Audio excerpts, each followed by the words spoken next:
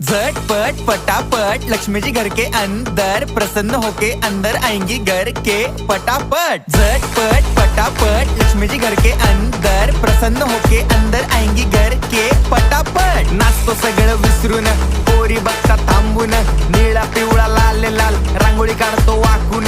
सणासुदीला रांगोळी काढ, भाऊचा बर्थडे रांगोळी काढ, नवीन वर्ष रांगोळी काढ, कलर उरला रांगोळी काढ।